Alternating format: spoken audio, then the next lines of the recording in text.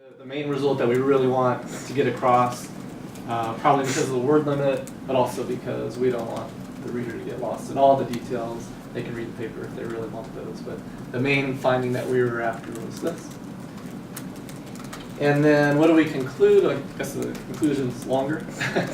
These findings reveal that enhanced musical aptitude can be found among individuals who play music video games, raising the possibility that music video games could potentially enhance music perception skills in individuals across a broad spectrum of society who are otherwise unable to invest the time and or money required to learn a musical instrument. So here we're kind of making a conclusion. We're making a theoretical statement that maybe there's a cause effect, even though this is a purely correlational study. Maybe playing music video games actually enhances your ability, but we didn't show that directly.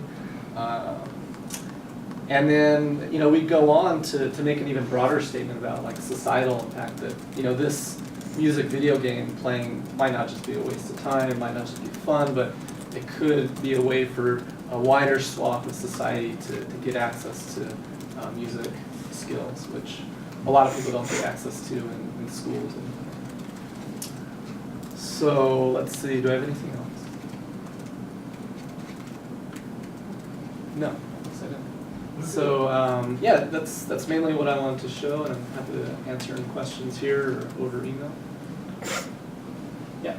So it seems fairly formulaic. That's one take-home point, I think, for an abstract like this. But I think anyone who may be writing one is, you can see the elements, and there really is a formula to how to organize those. Yeah, there can be a formula, but like in this case, the original abstract we wrote, we probably weren't really following the formula. We were just trying to get across what we wanted to get across. And one thing I could point out is that we didn't originally have any specific things about the methods, but the methods were kind of implied in here that, we tested a couple groups, and the main thing that we measured was this battery music test, but we didn't actually include that, so we were probably writing more freestyle. So one question for you, and for others maybe weigh in too, is thoughts on including sample size, effect size, p-values, things? Yeah, I think that varies based on the field a lot. Also, whether you include references. I think in some fields and some people just like to have references in their abstract even. And I think some journals explicitly say don't do that, or some fields say that's kind of a waste or it's distracting.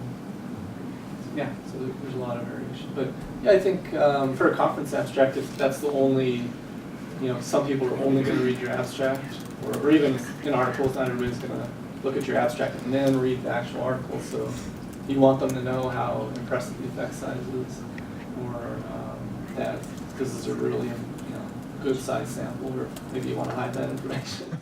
Like, is that a bad form of an abstract, or? Not necessarily, and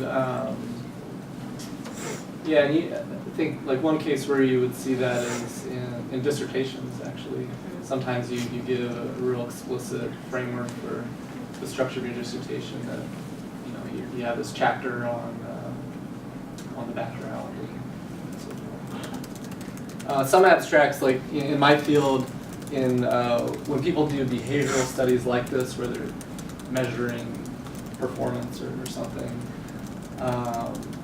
oftentimes, like I mentioned, there are a number of experiments that are done, and in some cases you have room to say, in experiment 1 we found this, in experiment 2 we found this, whereas like in the APA journals I often publish in, there's just not enough room to do that. Sometimes I have published papers with 8 experiments, and like sometimes you combine, like you might have one sentence that tries to pack in all the different findings from all your experiments, or at least the ones that are really important. But I think with everything in academics, you want to be goal-oriented. What's your goal? What are you trying to get across? And sometimes that's going to require putting in as much detail as you can. Other times you want to be more big picture. So between the abstract for a conference versus for an article? Okay. Briefly mentioned. In what respect? Was that one of your first slides? Yeah. I mean, I was talking about in terms of these 4 questions that were in kind of the advertisement for this event. Purpose, length, audience, content structure, so kind of address some of the differences there. But I think my main point is that there's a lot of overlap. I don't know that you can say anything general that conference abstracts are like this and article abstracts are like that. I think there's a lot of overlap. Do you have any advice for like when you're writing the tone or use of technical or field-specific language? Well, I think you can avoid it. It's better. I mean, I think in general, in general, I don't think jargon is really useful, other than maybe communicating that you're part of this field or something that doesn't necessarily help your reader understand what you're saying. So I don't think, if you can avoid jargon in pretty much every circumstance, I think it's better. Because in an abstract, sometimes you have to define something in abstract, but if you can avoid that, like in this article, this particular journal is fairly broad. It's there's nothing very technical in this abstract, and that was on purpose because one of the main things we were trying to get across is that this has societal applications, and so we might want policy people to read it and just the lay public, and we put out a press release because we thought it might be interesting to a large variety of people. So more so than other stuff I write, this was very jargon free. Could you maybe just talk through like a process by which you begin to conceptualize an abstract, including with co-authors, how they're involved in that process up until the time of submission? Right. Well, sometimes I write an abstract from scratch, but most of my work is collaborating with students, and both for conferences and journal articles. Usually, students that are working with me, and kind of they're in charge of the research. They're the ones that are drafting it. And so I think I would have to say that I write pretty intuitively. I do make outlines, and I mean the whole idea of a background and methods and results. That's basically a background. That's an outline for any abstract that is reporting experimental work. If you're writing a review article, which I do, more so, when I write review articles, it's often me driving it, and I write the first draft, and that kind of abstract is very different. And probably, usually grad students don't write review articles as much as they write reporting primary research. So, but that can be different. Yeah, but for me, writing an abstract is usually pretty easy, and I sort of learned that slowly over time, implicitly. So I don't have a lot of principles other than to make sure you include this kind of information. I'm going to guess one of the first things you do is you look at what the guidelines are for the target, whether it's a conference or a journal. What's the length, what's the structure, so that you're not wasting your time. Yeah, and usually what I do if I'm writing articles, grants, anything, I often, at the very beginning of the document, I insert a comment and then copy and paste the guidelines there, so I don't have to look back and forth to the original documentation. Yeah, that's really useful. Documents, like, you forget. And so if you don't have to do that kind of switching, I think it helps your writing combination. And also, as anecdotal, I work with a PhD student who's preparing to submit something soon. And it's a reminder, when he has co-authors, that he can't wait till 11:59 p.m. the day of the deadline. Make sure you're in touch with your colleagues to be sharing your abstract prior to submission, so that they've signed off. If it's a manuscript, you have to. For journals, they have to indicate I sign off on the article itself, not even the abstract. Right.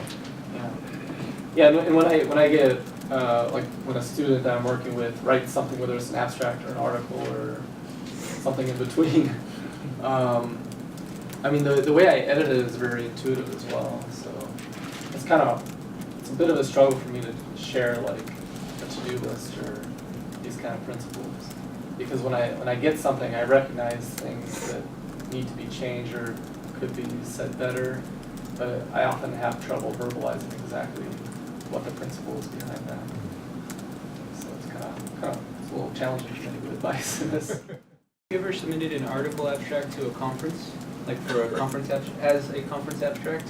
And what would you advise or not advise as far as doing that? Do you mean like the article's already written and then I take the abstract and I paste it in and done? Yeah, into the conference proposal for that abstract for a conference presentation. Oh, I see. Well, usually the work we present, like I suggested, a lot of students in my lab are trying to submit stuff before they've even collected all their data. So usually we haven't written any articles by the when we. But there are cases where I'll really want to go to a conference and the work is close to being ready to submit, and I have an article or these drafts, and so yeah, I'm sure I have done that. Sometimes just copy and paste it. Maybe I'll make some changes. Because I was also saying that your article abstract is enticing people to read your whole article. So I think in general, you do the same kinds of things, which is just clearly say what you did and make sure you're thinking very clearly about the implications of your work. Being clear is really important. I think, in my field in psychology, and this has been out in the press a lot, that people have been making too big of a deal of their work, over-interpreting their work sometimes to make it more newsworthy, or sometimes overselling the robustness of their findings and reporting things that are not replicable. It's a big issue in psychology right now, and in science in general. I know in medical science it's been publicized that that's a big problem as well.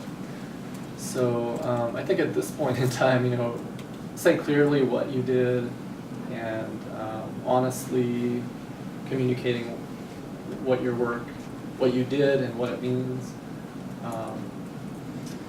is kind of the best thing you can do. But you also want to be, if your work has theoretical implications, if you're doing experimental science, being clear about what that is important, because if your work does have some implications and you can make some conclusions, some people are going to be interested in that. Other people are going to be interested in the technique you're using. Other people are going to be interested in the particular finding, a particular phenomenon that hasn't been discovered. So I think being clear about all these parts of your abstract and your work is important. You said PhD students don't want to write a review paper. Is it because there are not enough knowledge about that, or they cannot put comments, or can we just summarize other papers without any comments? I didn't mean to imply that they don't want to, or that even they're not capable, or they shouldn't. It's just, again, I think it's pretty general in a lot of areas of science, including mine. There's a lot of emphasis on generating new data, coming up with new knowledge that's sort of empirically based.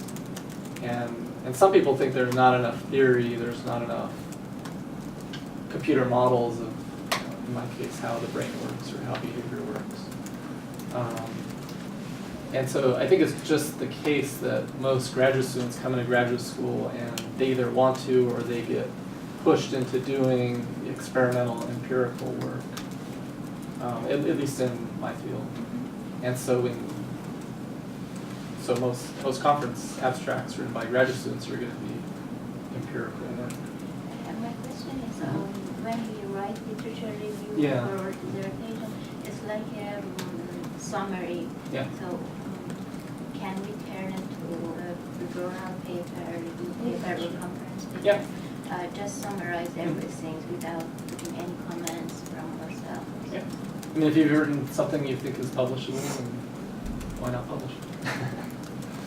At least, paper, and oftentimes that's a full-length review, and some of them, I'm sure, have tried to publish them, or maybe some of them is successful. But it's really, you know, writing review articles is really hard, and when you talk about like generating a formula, it's really even hard to, like, you may know, okay, the literature doesn't have a review on this topic, but people have been doing research, but it's not summarized in one place, so someone really needs to do that, and I want to do that. And then you start doing that, and in my experience, when I first started writing review articles, I found that it's really hard to just come up with the concept of the overall structure and the main points, and especially the conclusions. Like it's one thing to, you know, write a series of paragraphs summarizing work in a field.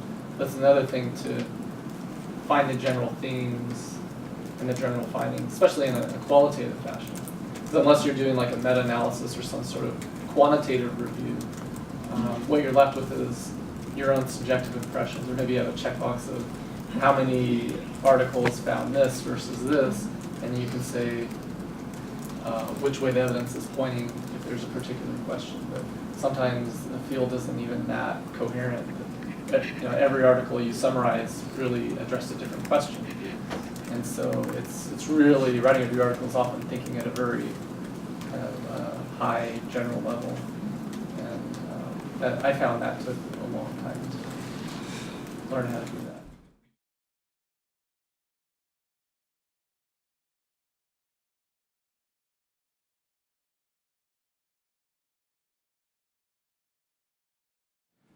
Has, now this next year, I think it will be $175,000 that it gives out just to graduate students for research and conference and presentations and stuff. So if you do get your papers published and journal and you want to go to conferences, you can apply for funding. You can apply for up to $1,250 a year, up to two times per year. And in fact, we do have 2 deadlines coming up soon, one in March 15th for any activities during the summer, and another one for April 15th for activities during the fall. So I'd encourage you to apply for those. The sponsorship application has some pretty well-defined guidelines. It's not different, it doesn't take long to put together. In fact, it asks you to do some work with this type of, you know, abstract and summary of what you're doing. Yep. A lot of times, just because of the timeline, if you're talking about a January conference, you're probably best applying in the spring, because otherwise you have to apply in April for the conference now. Yeah. Now, you don't have to have your paper accepted at the conference in order to apply for funding. You can apply on a contingent basis. You, of course, won't get the funding until you can prove that you know, your paper was accepted, but you need to apply for fall activities by April 15th, and you can provide the conference, even if you haven't submitted the paper yet, it's okay. You can say, well, I'm planning to submit this paper in the fall. And a lot of times if you do get an award but don't get that conference, maybe you get a conference then in the spring, you can just apply for like a modification and get it transferred. So it's really very flexible, but you have to plan ahead. So I'd encourage you to do that, because there's 2 big cycles, and I mean, I'm the chair of that committee this year, so I know there's quite a bit of money left for that, and the award rate is very high. It's like 85–90% of people get something. I guess that's just, well, it went automatically through my whole slides. Didn't it? So that's what I get for using somebody else's slideshow. So anyway, well, we'll talk about an abstract. One of the things that, if you do get funding, we have annual research forum in April for all the graduate professional students across the university. Scholarships for poster presentations and sort of 5-minute sort of slide presentations. It's a really good way to practice some of this, especially if you're planning on submitting or planning on writing something. It's kind of a pretty forgiving environment, but the faculty judges come from all around the university, and they're really very helpful and very encouraging, giving you advice as to what your style is and what your messaging is, and if you're trying to define, for example, what's my real research question. If you don't know, maybe you're still in an exploratory phase, it can be really, really useful that way. And to get some comments from some faculty that are outside your discipline a lot of times is particularly helpful. So the competitions, the sessions are maybe 6, 7, 8 people in a particular group, and they're generally by field. So like the engineering field will have a couple groups, and social sciences will have a couple groups. So you're not, if you're a psychologist, you're not being compared in the same group as somebody in the life sciences. But the judges are meant to represent a little bit more of a diverse group. The competition this year is going to be April 8th, which is a Saturday. And the deadline for submitting for that is a week from this Saturday, so March, what's that? The 4th. Yeah, so March 4th. And there's, Becky printed out a bunch of these on the table out there with just an invite for the forum that gives you all the information for what you need. So the thing with the abstract is it's, sorry, I went through this, but the technical requirements for the abstract are really pretty simple. I'll take you through the form on the website. You can do this all online, and it doesn't take long if you've prepared. So you put your name and your department, of course. If you've published the paper already that you're presenting on, you would put information on where it's been published or what conference it might have presented at. It's a 250 word maximum, and that's a hard limit because there's a book and there's 250 people who submit these things. So these are all online, and we'll go through some of this if we have time. But you can see each one of these is grouped by discipline, I guess, with a title and then their abstract description. So the most important thing to have in here is a detailed summary of your research. You need to talk about your goals, the methodology that you used, the results and conclusions, the same exact things that Dr. Snyder was talking about. So this is meant to be preparation for an actual article submission. Like I said, it isn't actually reviewed by anybody. It's not going to be rejected. And you can see when you go through yourself some of the good ones and bad ones. But it's a good way to practice.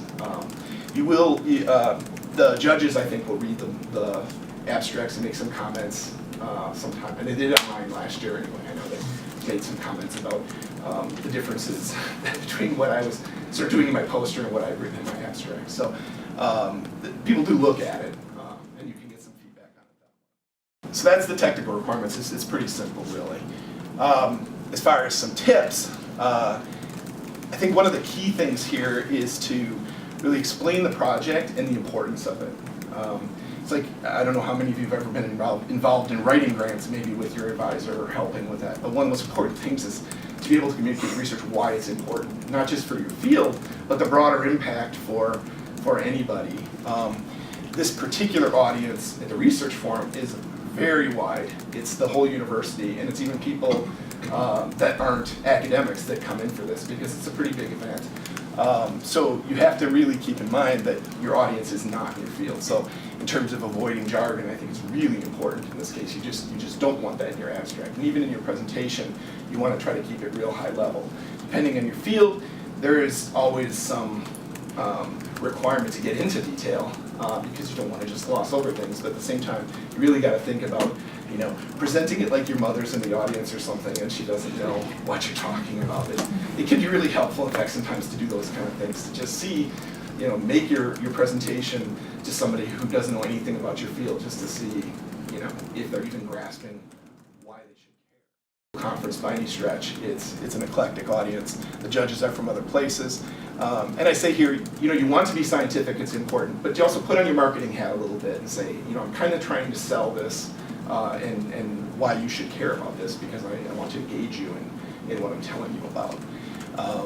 So acronyms and jargon, and you can see, I'm going to go through some things you can see when you look at them. Some are a lot better than others, and so that's why I say it's a good practice.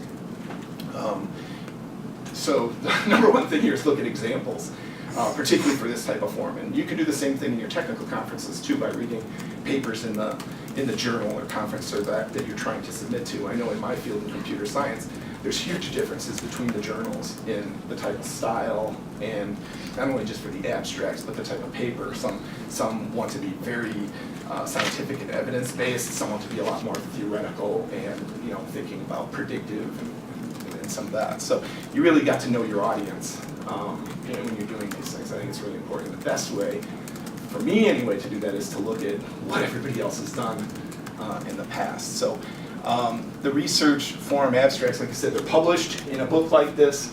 I think I saw like the last six years or something are online. So there's about 250 of them for the last 4, 5, 6 years. So you're going to definitely be able to find something, I think. I'd be shocked if you don't find something in your field or something that can help you in there. And it's all, I'll show you how to navigate to it and stuff on the website, but it's all on the GPSA website under the forum here. So again, the online system is really easy. It's just a single form. Now, you probably want to have your abstract written before you go in there so you can just paste it so you don't like lose it. You want to write it on the form.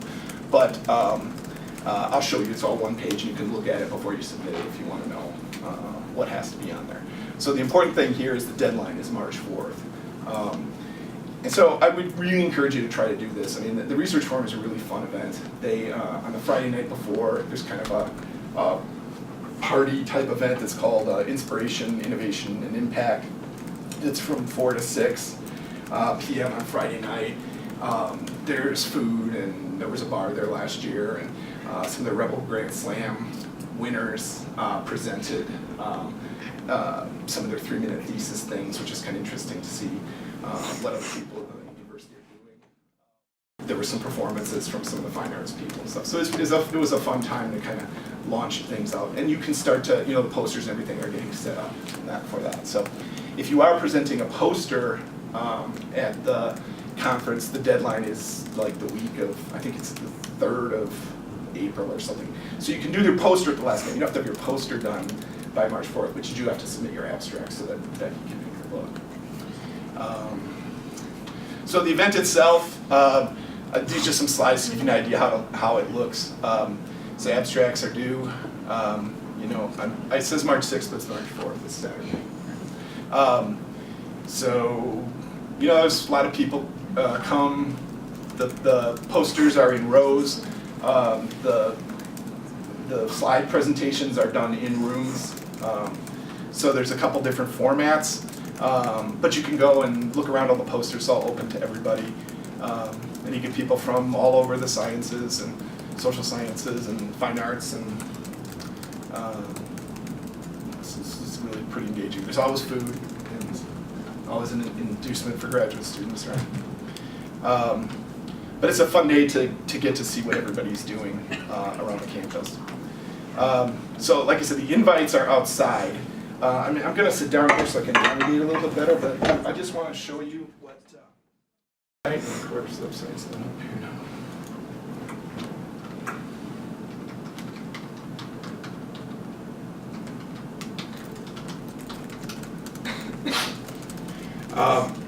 So this page here, it's just unlv.edu/GPSA/forum.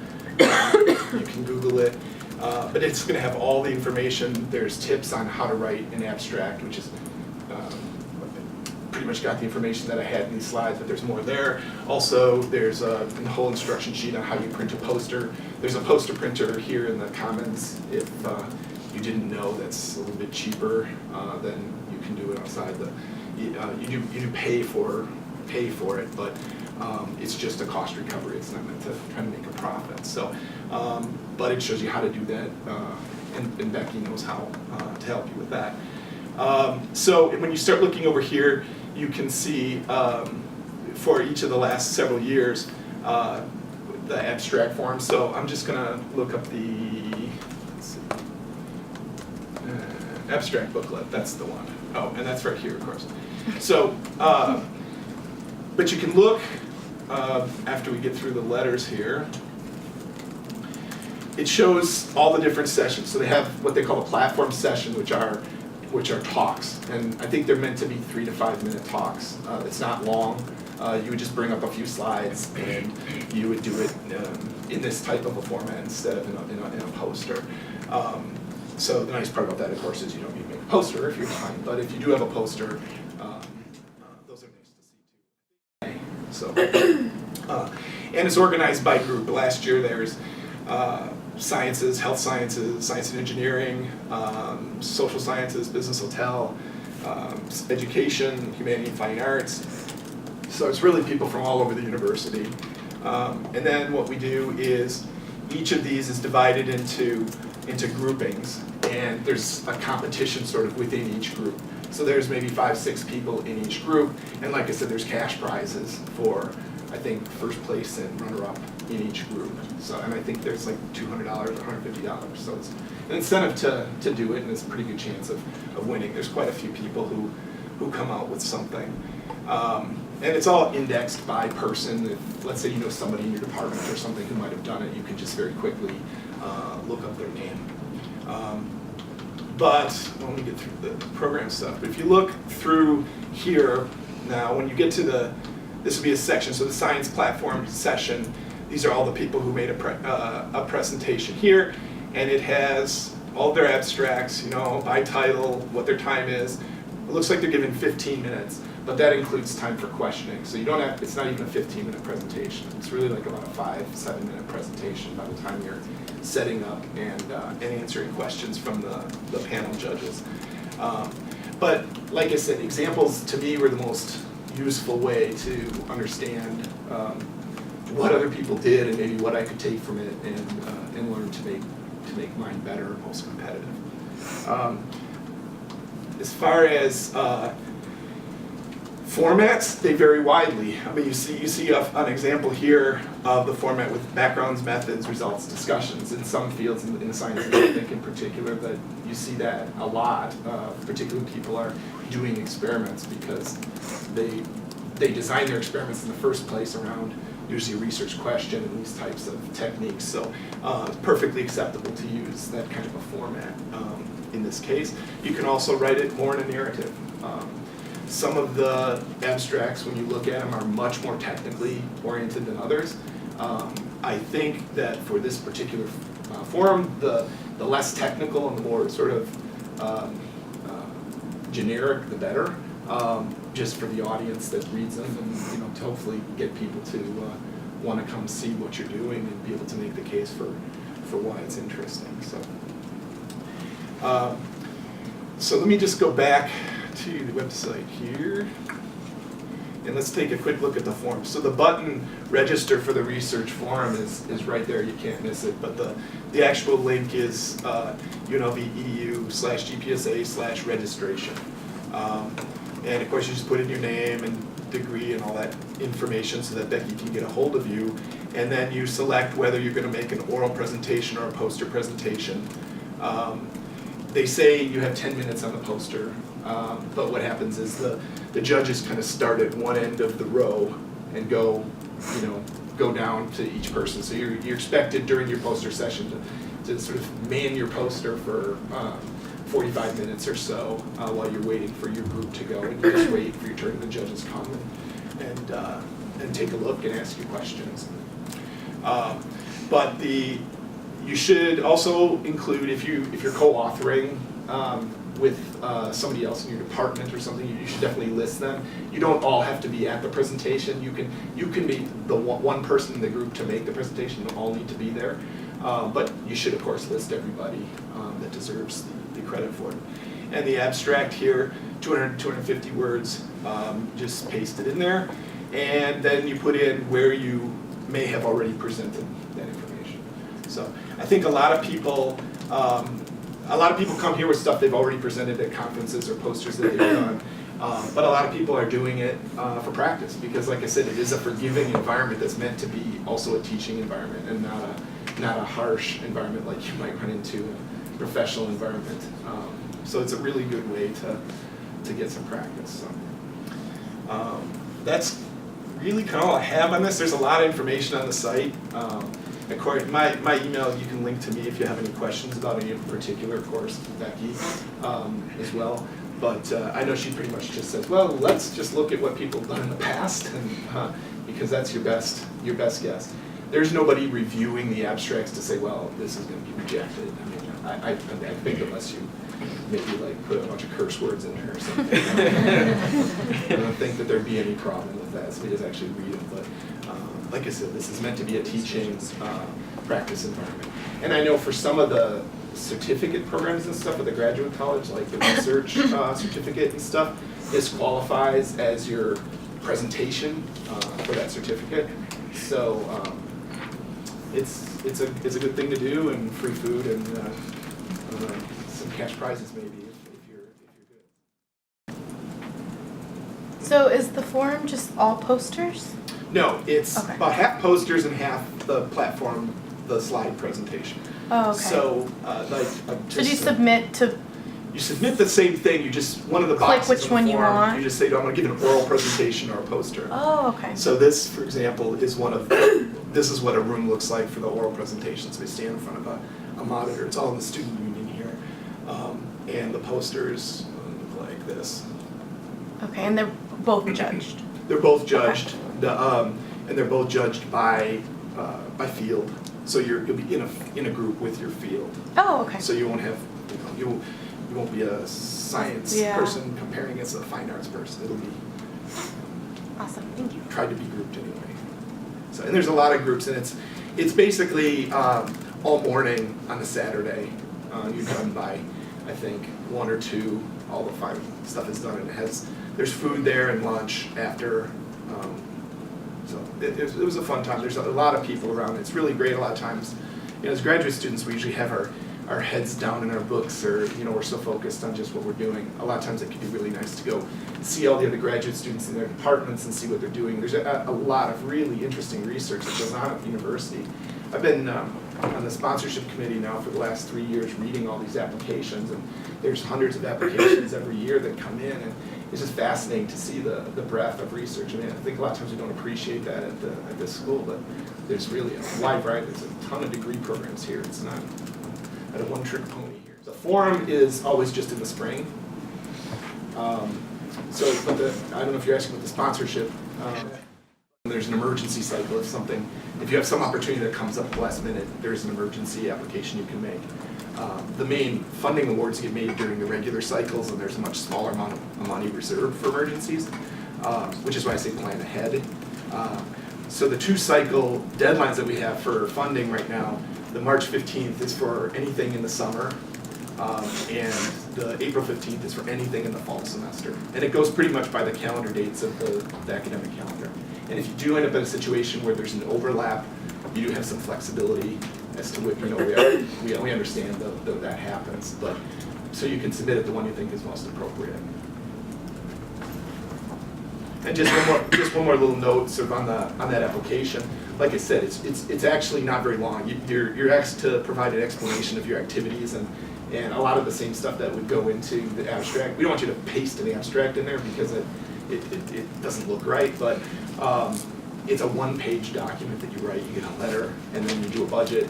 And if you follow directions and provide support for what you are proposing to do, like cost comparisons for flights, for example, or hotel, you almost always get funding. You want to get exactly everything you ask for because that depends on how many people apply. But it's 85–90% of people get something when they apply. So you really should apply.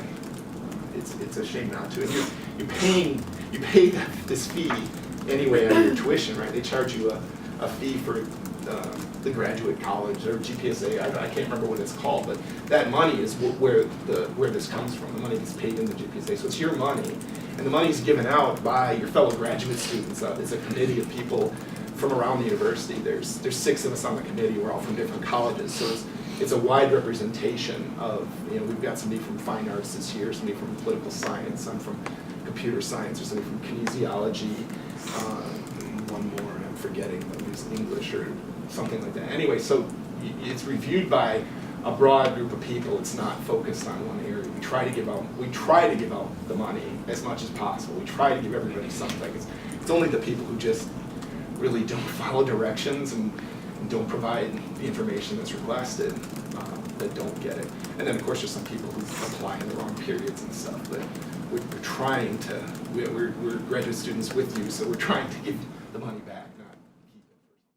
That's correct, that one condition, if you are awarded GPSA sponsorship funds, is that you do present. Yeah, that's critical. And part of that is because we want to make sure we have the participation, because this is a great event, and part of what makes it great is because it's so widely participated.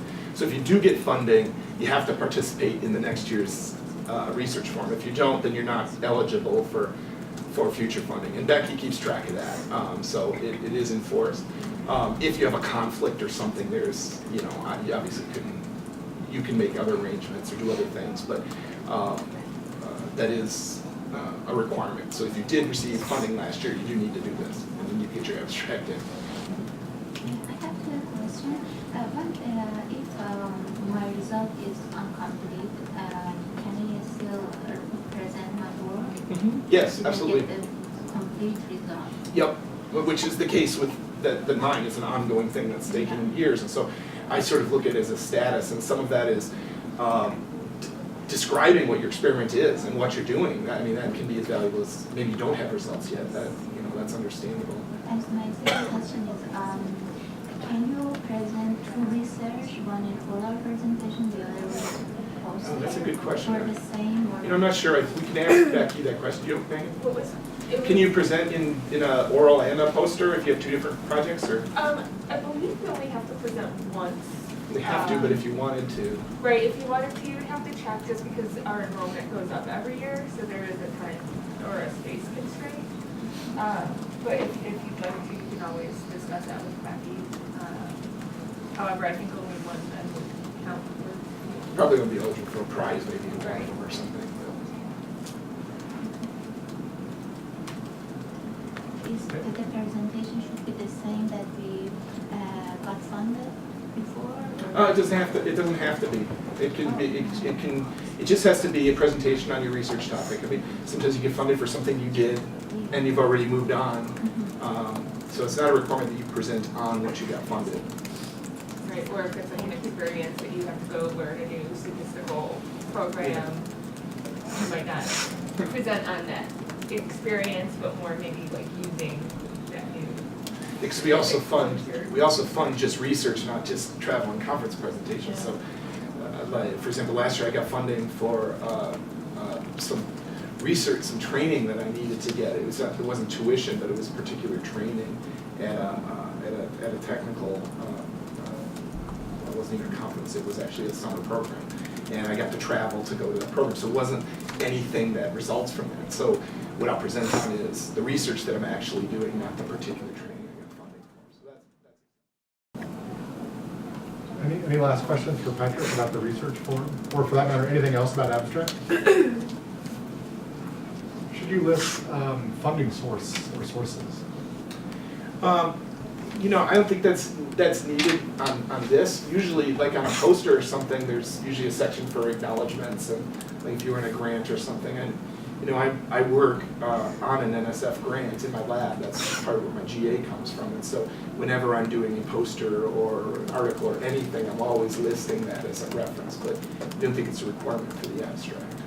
You do have pretty limited space, 200, 250 words. It's meant to just sort of motivate people as to maybe why they should see a poster or listen to your presentation. Becky has everyone's email address, so if you are okay with this, she can send out the slides from today too. Yeah. Does that sound like a good idea? Okay. So anticipate those then from Becky in the near future. So if there are no last questions, we'll again thank our panelists. Thank you, Patrick, and all of you for coming, and we'll all look forward to your fantastic abstract.